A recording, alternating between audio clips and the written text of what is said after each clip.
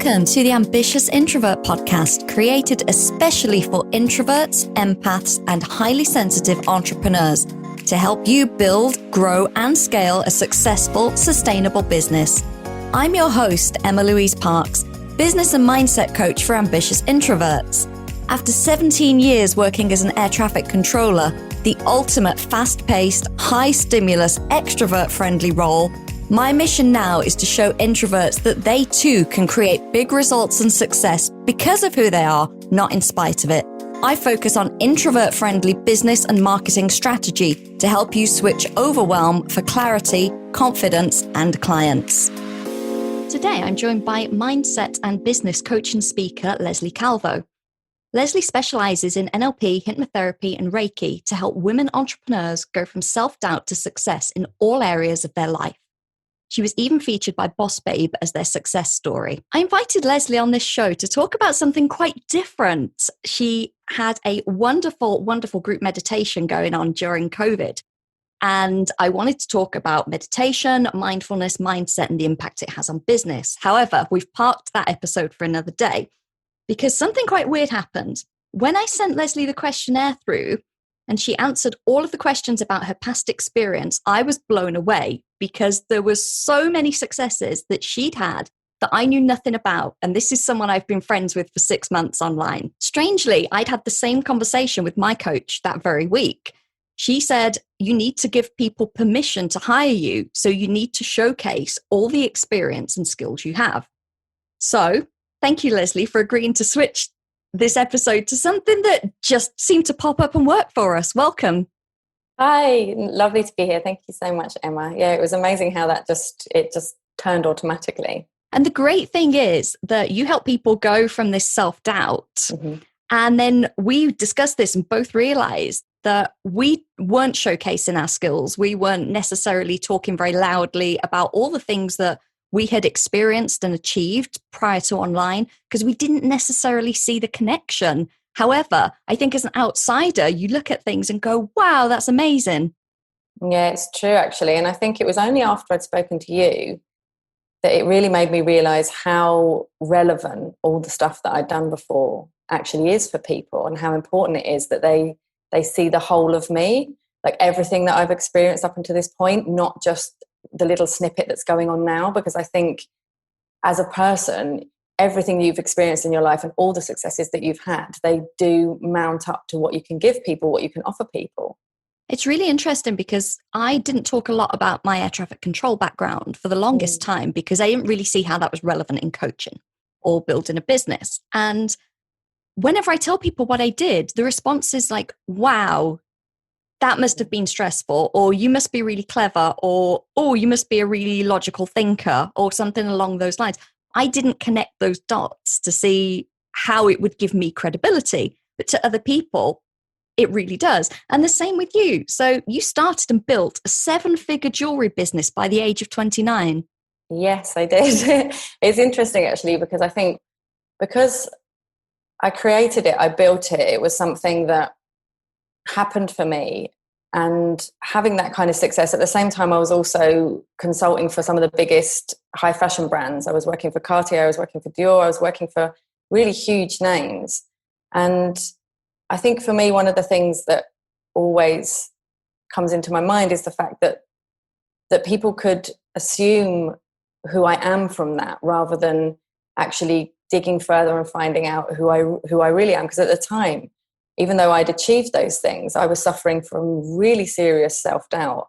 I had a lot of anxiety. I had depression. There was so much going on at the time. And I had to really learn how to go through that, how to love myself, how to give myself a better kind of mental diet, a better emotional diet, a better spiritual diet as well. And I needed to really learn how to feed myself with a better way of being. I kind of realized if I don't feed myself with rotten food, why should I feed myself with rotten thoughts? But at the time I was experiencing so much imposter syndrome. There was so much going on. So I had to go through this big transformation myself. And then even though, it didn't feel like it was relevant to people to talk about what I'd done before, it felt more relevant to talk about what I'm doing now. But actually, as you said, it gives people permission to see and to be able to work with me and to see what I can offer. And I kind of hadn't linked the two things together, weirdly. And after speaking to you, it made me realize how important it is that I mention all those things, because obviously, you know, there is a lot of experience in having run a seven-figure business, you know, even though it was a completely different, it was a jewelry business. It wasn't about coaching. But as I'm a business coach, of course, it brings so much to the table. And I think I hadn't wanted to, come across, which I think we talked about a little bit before, Emma, about coming across as big-headed. But we also talked about in the online space how it's a very different place and you talk in a very different way than you would when you're meeting someone for a coffee or in the street. Absolutely. And I think it's this difference between, we hear the word imposter syndrome bandied around a lot online, and it's a really, really valid point. A lot of people do feel like, who am I to do this? Why should someone listen to me? But I think there's a slight difference here, because I think it's more the humbleness that comes from being an introvert sometimes, where it doesn't come naturally to go and shout about your skills and tell people how wonderful you are. Yeah, absolutely. And I think being an introvert, you also don't see yourself in that way. And that was one of the things that I needed to change, because I had such a perception of myself as being, you know, small, you know, because I was an introvert and because I wasn't one of the kind of big, loud, shiny people, you know. And so I saw myself, and I told myself that I was kind of, you know, shy, that I couldn't do these things, that I couldn't be that person, that I couldn't talk about my achievements in that way, because it felt like I would have been, showing off in some way. When actually, one of the important things I've started to realize, which has really made a massive difference, is to actually start seeing myself as being more confident, as being more, I suppose, stepping into the fact that I've had all that success and being able to talk about it in a way that feels authentic and feels real, rather than feeling showing off. And I think because there's a lot of people online who are very much showing off or very much shouting about, you know, how successful and how amazing they are. And I know that that's only part of the story. It's not the whole story. You know, they're showing a part of what is their life. And for me, it's so important that you show the whole of your life. And I think I didn't want to be included in that world of just showing the good bits without showing all the other parts that come into it. Though now I'm realizing through talking to you, and also through kind of the last few weeks of actually exploring into this, is why am I not doing this?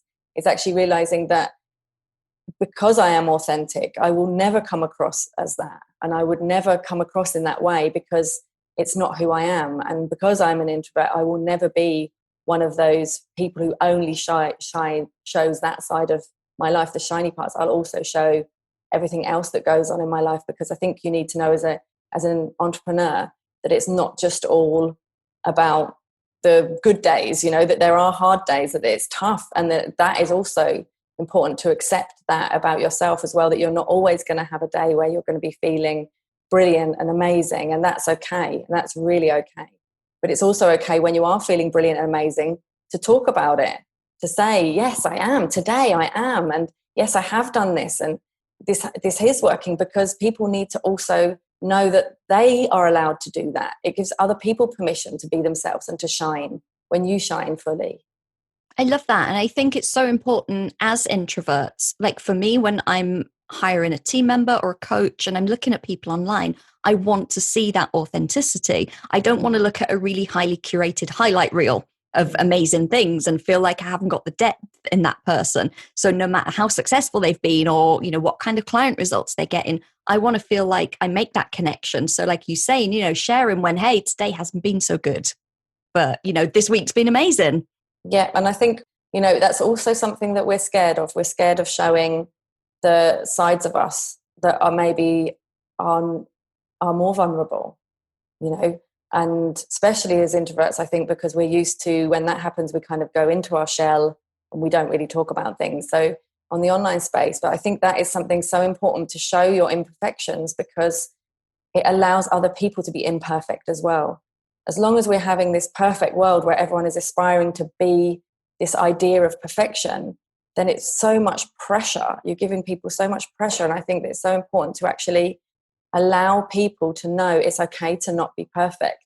It's okay to be real. It's okay, you know, it's not just about, you know, showing the fact that you're having 20k months and everything's amazing and shiny, which I think puts off a lot of introverts from being able to even step forward and talk, because they think that that's the way they have to do it, when actually the best way to do it is to do it in the way that suits you, the way that makes sense to you. And that might not be all shiny and talking about all your amazing days. It could be about talking about all parts of your life and also accepting all parts of yourself.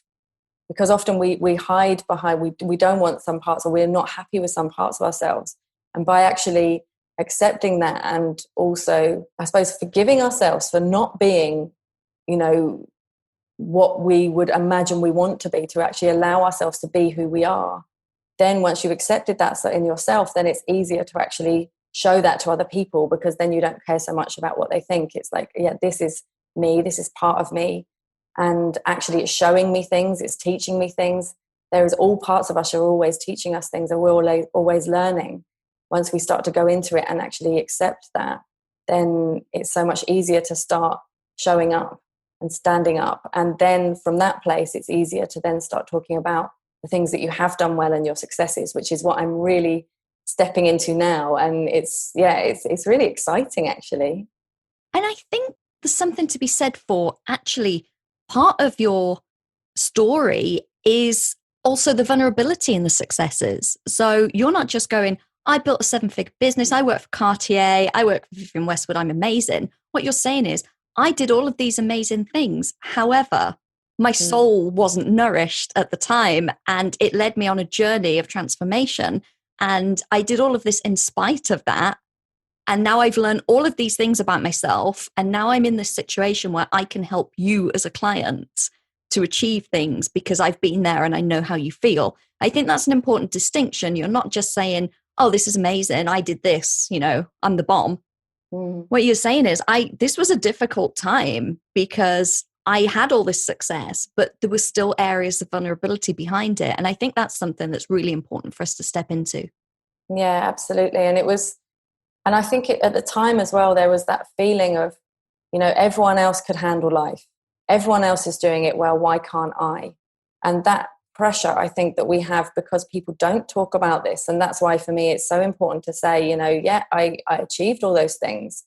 And I did it whilst I was experiencing extreme self-doubt, massive imposter syndrome, depression. I was really suicidal at the time as well. And I could still achieve all those things. So you don't need to feel like, just because maybe you have self-doubts or you can tend to self-sabotage or you have anxiety, that can hold you back, because you can work through that. There are ways, and that's what I learned, and that's why I do the job I do now, is because that it became a point where what I was doing was really superficial. I was making pretty things for rich people, and it wasn't enough. When I started going on my transformation, I realized what I was learning was teachable, that everything that I was going through to change my life could also help others. And that was the thing that lit me up more than anything, because I could see, because I've experienced it, I know how it feels to be crippled with self-doubt. I know it. And I also know what you need to do to work through that so that you can still be successful, so that you can still go past your comfort zone and your limit line, and you can actually achieve whatever you want in your life. You really can. So I think because it's not something we talk about, often we talk about only the part that we see as strong. We don't often talk about the part that we see as being weak. So those weaknesses can actually be the thing that really push you forward and actually can be your strengths once you know how to actually work through them.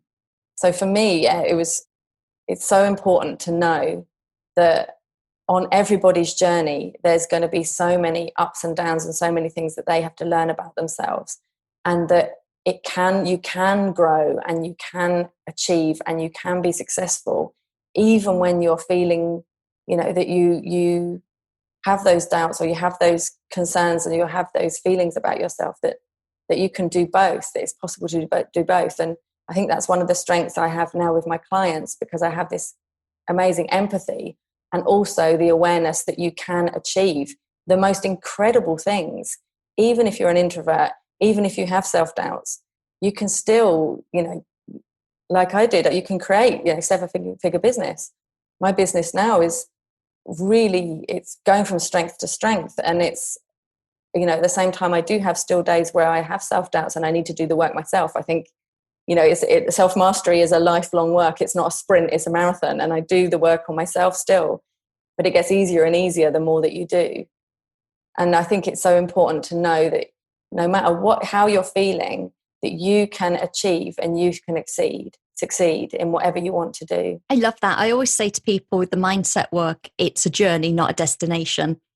You're not going to arrive there one day and go, I've nailed this. That's it. That's success. I can just sit back and enjoy it, because the next thing's going to pop its head up around the corner. And it's, actually when do you find that if you have a break in your mindset journey, it's so much harder to get back in and get the traction. Whereas when you're continuously doing it, it just seems flow and ease.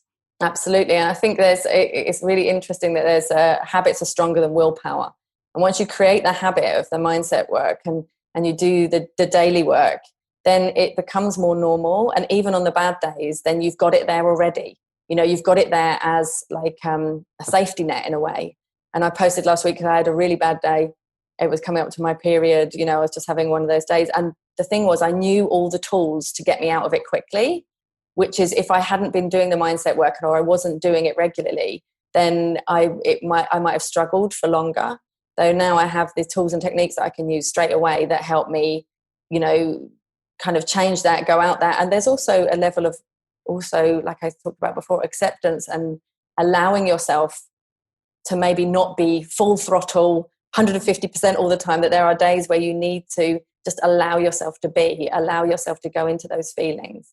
Then do the mindset work and allow yourself to come out of it as well. Give yourself permission to also leave, so you don't sort of stay in that place, which kind of can be, often as humans, we stay in what is familiar but uncomfortable rather than go into what is actually more comfortable, but it's unfamiliar.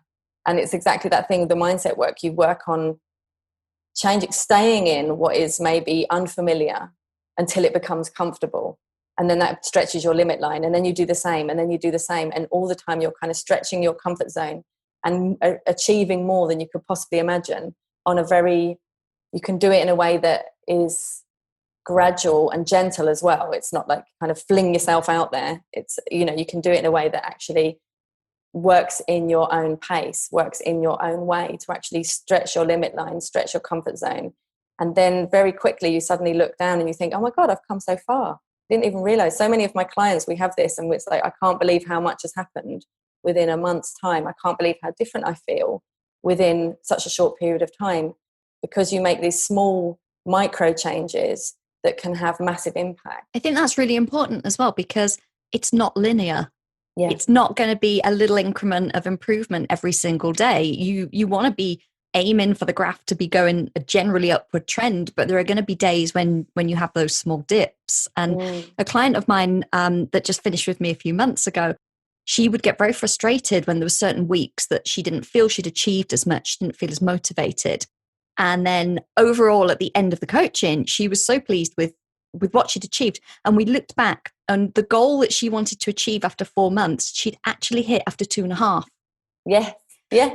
But there was those days or weeks that felt a little bit tough, or she didn't achieve as much. But there were also days where, she did more in 48 hours than the previous week, because she was in the right space for it, emotionally, mentally, mindset. So I think it's really important that it's an onward, upward trend, but it's not going to be a nice, smooth slope. Yes. And I think as women as well, often we expect ourselves to perform in the same way as men do, that we want everything to be the same all the time. But we have so many different ebbs and flows during our month. We have times where we are literally bionic, and we have times that we can do so much and be so much. And then we have other times where we do need to have a pause. We do need to have a rest. We have a very different way of working. And I think up until recently, it hasn't been as celebrated as the kind of traditional, you've just got to, go and perform every single day, perform. But we need to understand that about ourselves, that it is that upward trend, it is that upward movement. And some days we're going to be amazing and get so much done. And other days we need to just give ourselves some grace. And for anyone listening that's not familiar with this concept, this is something that Lesley and I are quite into, is honouring either your menstrual cycle or the moon energy, because we're very cyclical beings. And if you look on a 28-day cycle, you have these ebbs and flows where we are definitely more suited to doing certain types of work at certain times of the month. And I think Do Less by Kate Northrup is the book that I would recommend for anyone. Look into that, just so that you can start planning ahead and scheduling, so you're not going against your energy and you're not trying to do something that feels really difficult, where actually maybe if you did it next week, it would be a lot easier.